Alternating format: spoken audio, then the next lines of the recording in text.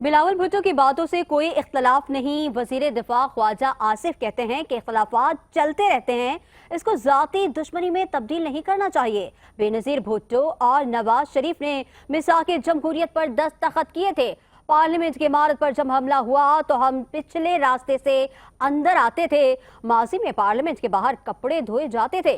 परसों अगर कोई लाइन क्रॉस हुई तो जलसे में भी मुतादिद हदें उबूर की गईं। अली अमीन गंजपू ने जलसे में जो गुफ्तगू की वो खुदकुशी के मुतरादिफ है। इख्तलाफात जो सियासी इख्तलाफात जो हैं वो जमहूरियत का हुस्न है और वो इख्तलाफात ही रहने चाहिए, ज़ाती दुश्मनियों में तब्दील नहीं होनी चाहिए।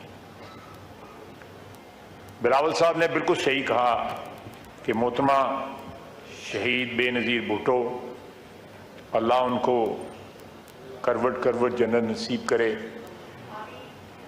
और मियां नवाज शरीफ ने जो एग्रीमेंट साइन किया था, मुझे ये एजाज़ हासिल है कि मैं उस तकरीब में मौजूद था। ये ऐसी कोई प्रेसिडेंट दुनिया की किसी भी पार्लियामेंट में मौजूद नहीं है कि पार्लियामेंट की बिल्डिंग पे कब्जा हो जाए और वहां पे एक दिन ही, 2 दिन नहीं, कई हफ्ते बल्कि महीने जो है लोग वहीं